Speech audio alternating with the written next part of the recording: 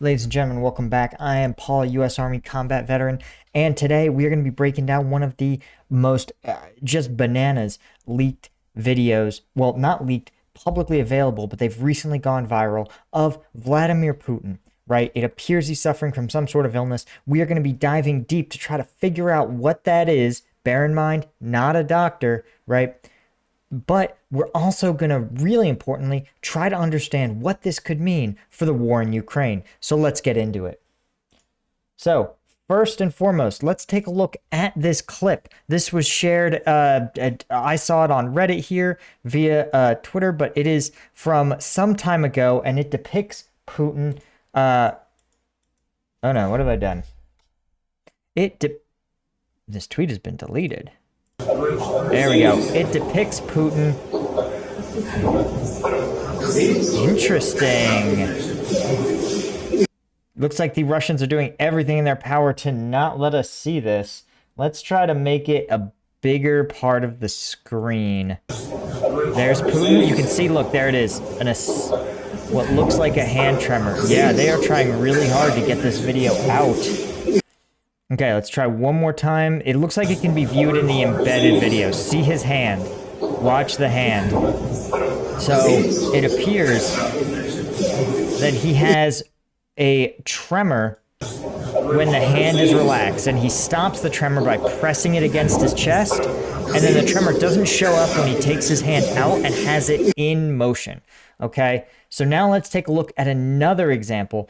And in this video, this is much more recent. This depicts a time-lapsed version of Putin in a televised conference with, I think, one of his senior leaders, right? So I think this is, yep. So look at this time-lapse. You can see his hand, particularly his right hand, the same hand that had the tremor in the previous video, is gripping the entire time this table. He taps his foot occasionally on the same side and basically doesn't move otherwise. The other thing that's really interesting is that Putin has a lot of fat on his face, right? His face is swelled up quite a bit, and it's worth noting that people gain weight for a variety of reasons. Getting older increases the amount of percentage of body fat that you carry. Full stop, right? And Putin's almost 70, so I think he can be forgiven for gaining a little weight. But this is someone who, in the face alone, has experienced a significant change in appearance, and I think that is definitely worth acknowledging. That said, yeah, especially given that the rest of his body hasn't really appeared to have a significant change, right? If your face looks twice as fat, you can assume that you'll see a beer gut, you'll see a droopier clothes or baggier clothes, and you haven't seen that with Vladimir Putin at all. So we're going to continue this time lapse. You can see this is glued to the table, and the foot engages in a sort of rhythmic tapping. And we are going to take a look. I think I've been able to figure out what this is. Again, bear in mind, it's actually not I'm not a doctor, and it's illegal for a doctor to try to diagnose someone from media appearances, right? That was passed in the 70s when a bunch of armchair psychologists started writing books about celebrities, alleged mental illnesses, which I think is fair. But nonetheless, I'm going to show you the same evidence I've found, and we're going to get to the bottom of it. So here's the comments seem to center on this tremor. Now we've got to ask ourselves, let's start here. What can cause shaky hands, right? An old WebMD is here to help us out, right? If there's one thing WebMD is good for, it's reminding us that your trivial symptoms, every headache you get is definitely a brain tumor, right? That's the classic WebMD move, and it's not from looking at your computer for 8 hours a day. But WebMD is good in the sense that it gives us a complete list of the things you should start to think about with a symptom, right? So one hand, a shaky hand, right, can be an essential tremor. It's harmless. It's just a quirk of a gene. Sometimes toxins in the environment. Sometimes happens to people over 40, but you've seen it. Otherwise healthy old people sometimes have a little bit of a shake to their hands, right? Or their feet. And this is just normal. This is nothing to, this is just a normal part of aging, or at least not exceptional, right? Which means, of course, it's hard to treat. Medications, they don't really work consistently. There's some surgeries, right, to help control tremors. It's like deep brain stimulation. But it's nothing that is indicative of something worse. Now we get into the things that are something worse. In one case, tremor can be an early sign of Parkinson's disease. It affects 10 million people worldwide. Not everyone who has the disease gets these sort of shakes, but it will start with a slight movement of a hand, foot, or even finger. Most of the time, the tremor only affects one side of your body, and most often it happens when you relax your muscles. That's why it's called a resting tremor. When you move, the shaking stops. Even a little flex of your fingers can help. As with other types of tremors, stress or excitement can make it worse, right? As you live with the disease, the tremor may spread from one side of the body to the other. I think this is really important to remember, right? Because the other couple of examples are things like vitamin deficiencies, withdrawal from alcohol, for example, or MS. Now, MS presents in a whole bunch of different ways, right? It's an autoimmune disease as well, that can make your hand shake, but it sometimes looks like it happens when you're already moving, right? It looks like the essential tremor in that your hand shakes as you move it. Whereas Parkinson's, of course, it rests, or when you're resting and not flexing the muscles, that's when the tremor shows up. So again, MS seems to, based on WebMD here, MS generally tremors are going to occur during movement, right? Parkinson's, they're going to occur at rest. Okay. So when we look back at Putin's, well, we saw the earlier motion, right? It would explain partially why he's gripping this table like this, right? Because flexing the finger, remember, flexing even a finger can help. So you saw in the earlier video as well that basically was almost unviewable. It was deleted. You saw that the hand tremor stopped when he pressed his hand against his chest and when he extended his hand out to shake it. The tremor only appeared when the hand was sort of at rest, when he was like just had it held up, right? Similarly, when we look at this video again, let's blow it up, you can see, look, he flexes and grips the table and routinely taps his foot. Again, a rhythmic tapping, almost as though he has the Parkinson-style tremor on one side of the body only. Again, that's something that's specific to Parkinson's, doesn't seem to be the case in MS. So all this means that what can we suspect? Well, the first thought is probably, given that he's a 70-year-old man, Parkinson's disease also much more likely to affect men than women. What are the other symptoms? Obviously, the tremor. Right? Trembling at rest, slowed movement, rigid muscles, impaired posture and balance, loss of automatic movement, speech changes, and writing changes. So that, it obviously caused by genes, environmental triggers. It can also be a symptom of Lewy body dementia, which is a type of dementia. Risk factors, of course, age. People usually develop disease around 60 or older. Putin's age, let's take a look real quick, right? Putin age, he's 69, so well into the demographic, well into the age for that. Also men, so a 60-plus-year-old man, tremor on one side, stops when he clenches his fist, says Parkinson's. Okay, so what does this mean for the war in Ukraine, right? Well, here's the problem, is that in a democracy, right, power and decision-making is diffuse. Right? For example, you have the president has a lot of authority, but he doesn't have so much authority that Congress also gets some say in how the military is run. They have to confirm generals to their positions, for example, and they control the funding of the military, which would enable them to starve programs that they thought were really inappropriate. Similarly, Congress, of course, is able to pass laws that can prohibit the military from doing certain things. And so the president is also, of course, required to get congressional approval for war. There's a lot of mechanisms in place to ensure in democracies that presidents or prime ministers, the power is diffused and the ability to make a decision like this to go to war is spread out. And that can be effective because it ensures that not one person's biases, blindness, or impulsiveness is going to become the thing that leads your country to war. But the problem is that Putin is the ultimate oligarch. He sits atop the hierarchy of Russia. There is no one else who gets to make decisions above Putin. There's no one else who can check his power, which means that changes to Putin's individual brain are going to cascade down the country because no one else can check his ability to make these mistakes like you could in a democracy. Now, this is where we get into the problem. There are lots of other complications with Parkinson's disease that often occur. We talk about cognitive problems, dementia, right? Thinking difficulties in the later stages, right? And cognition problems in Parkinson's, it says, aren't very responsive to medication, right? You also, worryingly, have depression and emotional changes. Some of the accounts I've read online talk about extreme irritability, a frightening fixation on singular things, right? So obviously I talk about depression.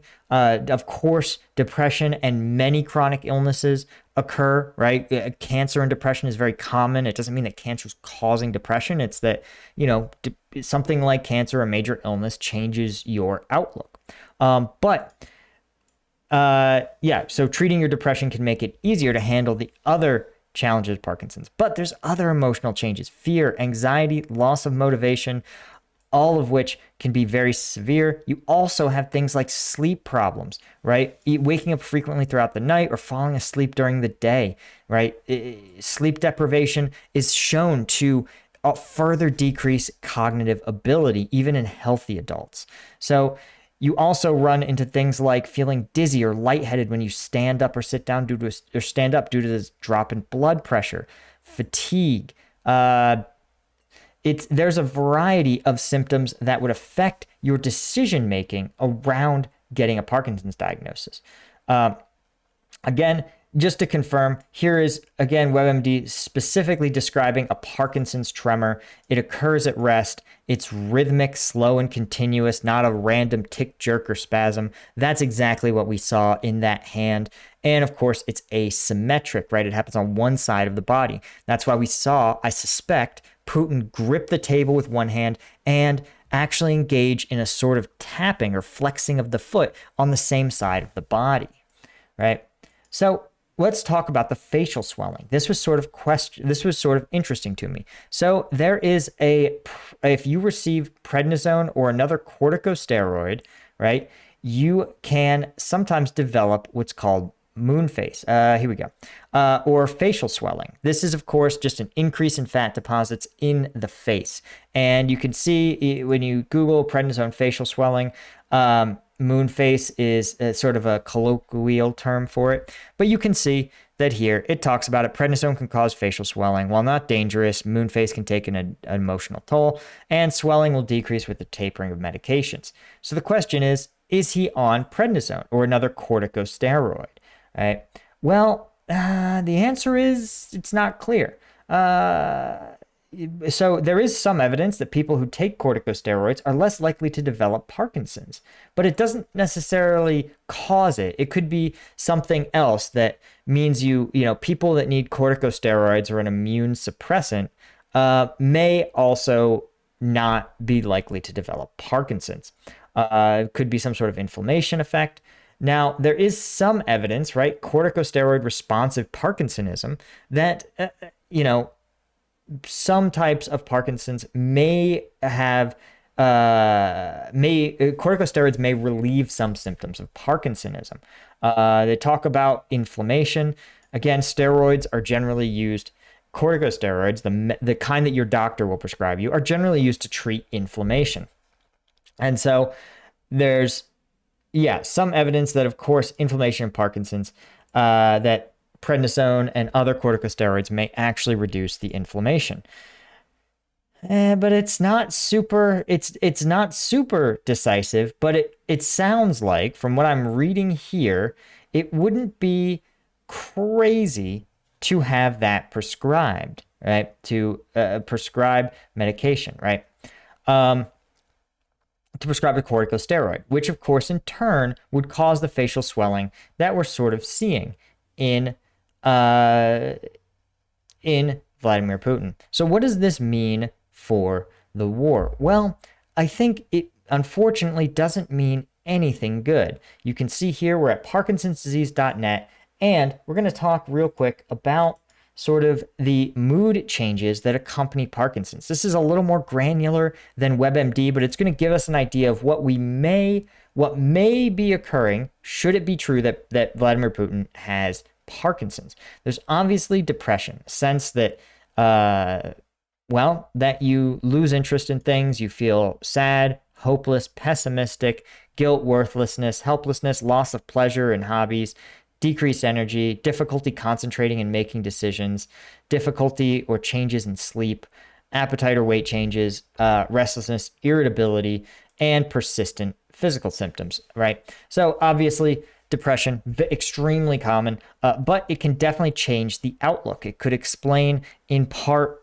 it could affect his ability to make clear, decisive decisions, though it seems like it's more likely to cause paralysis. So I think, honestly, it sounds crazy, but a sense of hopelessness or the inability to make a decision might actually be good for Ukrainian forces because the Russians' posture is going to be less dynamic, less likely to change suddenly, and you won't have bold, decisive action. You're less likely to see that sort of bold, decisive action, again, given that Putin sort of has a tight control over the country and the strategic direction of the war.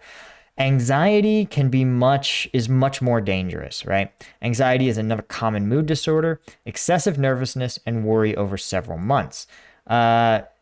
Generalized anxiety may include restlessness or feeling wound up or on edge, fatigue, difficulty concentrating or having your mind go blank, irritability, tension, difficulty controlling the worry, again, sleep problems. So what do we think that could mean for the war? Well, anxiety is way, way worse, right? In the case of this strategic conduct. What they're describing here would be someone who perceives greater threats than really exist. And perhaps that sort of thing could explain the invasion in the first place. The way it appeared largely unprovoked, there wasn't really a big change to the geopolitical situation that triggered it, and yet Russia invaded. And a theory may be that while NATO itself was not more threatening, right? They weren't really moving expressly forward to bringing Ukraine into the fold in on a suddenly escalated timetable. There wasn't really a danger that Ukraine was going to take over the separatist regions, right? Things had sort of been in a sort of stalemate for a long time. But what may have changed is Putin's anxiety about the threat of NATO to his country may have increased. He may have perceived NATO from a persistent threat in the background and may have started to feel like it was more and more of a real threat, right? His mind may have changed in a way that made him feel much more anxious about NATO. And when you have anxiety about something, right, that's usually your body's way of telling you, your mind's way of telling you that you need to take action to relieve it, right? Much the same way you would feel anxious if you knew, for example, that your car was leaking oil. That anxiety that you would think about it would spur you to action to go take it to a dealer, right? And so in Putin's case, instead of taking his car to the dealer for an oil leak, right, maybe he over responded, right? He saw NATO as being a much greater threat than it was. You also, of course, have irritability. So he may not have listened or been open to listening when his advisor said it may not be a good idea. We may want to try to negotiate, right? And it's difficult to control the worry. So even talking to trusted advisors, talking to other people he trusts may not have worked for him. And of course, as we've seen, Parkinson's and both of these mood disorders can produce tremendous sleep problems.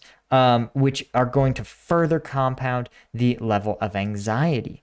You can also see it. People have talked about the tables, the giant tables that he sat at, right? Let's see if we can find a picture for you guys. Right? When he meets leaders, he sits oftentimes at comical distances on gigantic tables, right? And the question you're sort of left with is why? Well, it could be paranoia. It could also simply be he's very ill. And as a very ill person, he cannot take risks in his health, right? And that's actually extremely reasonable, right? You're a very ill person. There's no guarantee that when you meet with a leader that they are going to have been properly screened for COVID or other, communicable diseases, right? It's certainly, even when you're very sick, even something like a nasty case of the flu could cause tremendous damage to you, right? And so it may be a reasonable precaution recommended by physicians. It may also reflect a level of anxiety bordering on paranoia. If you are someone like Putin, you sit atop a country, then you've gotten there by your willingness to poison and assassinate people who wrong you. And when you've normalized poisoning, assassinating, killing off rivals, you know that sooner or later others may well attempt to do to you what you have done to others, right? And so Putin has displayed throughout his career a real strong paranoia around other world leaders and around other oligarchs, right? That's why he is often not seen drinking water or eating food at state dinners, right? He's just sort of prone to this sort of behavior at baseline. So if you ratchet that up, right, someone who's already pretty anxious about being assassinated and you give them a clinical increase in anxiety, you're going to see a level of pretty preposterous looking paranoia. And these giant tables could absolutely be a symptom of that. Just reflecting someone whose perception of reality is totally broken. Anyway, guys, I really hope this gave us some insight. What does it mean for the future of the Ukraine war? Well, it's tough to say for sure. It could mean that things will be getting worse, that his anxiety won't be assuaged until he sees Ukraine, brought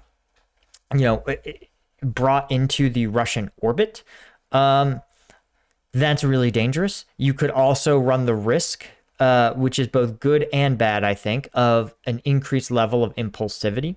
The cognitive changes, the forgetting, the difficulty with thinking and decision making, that could be both good and bad, right? He could lead to worse strategic decisions. We saw this with the primary antagonist, we'll say. The YouTube doesn't like his name, but he was also famous for having a decreasing mental health as his career progressed. And by the end, he was making very, very impulsive and poor strategic decisions. But the problem is that a poor strategic decision can also result in extreme costs in terms of lives and destruction, right? Would he expend the entire Russian armed forces to try to overtake Ukraine? It's possible. It may not succeed, but it is possible that he would attempt so. So a lot of more people would be killed long after a Russian loss is a foregone conclusion. And that is a part of the danger of reduced cognition, right? Is bad decisions, you make bad decisions harder, is the fear. So anyway, I don't think it means anything good for Ukraine, except for in so much as they are unlikely to be subject to sudden fits of strategic brilliance or great negotiating. I don't think Putin's going to be as capable of that as he was 10 or 15 years ago. But the danger is still significant. Anyway, guys, that's all I had for you for today. If you want to see some more in-depth analysis plus a Q&A where you get to ask the questions and I respond, you want to become a member of Patreon, check out patreon.com/combatvetpaul. Link is in the description. Thanks to our lieutenant tier patrons who are the true Chads of the channel: Cole Foster, Command Unit, Caffeinated, Jack Flavius, Chris, Dr. Shotcop, Porter World, Time, Brandon Armor, Tell Ruin, Astro Runner, and Z1 Joker. Can't do it without you guys. Thanks so much. Oh, and be sure to hit subscribe. I have this dream of getting to 100K subscribers, and it would be awesome if you could help me do it. Thank you so much. I'll see you.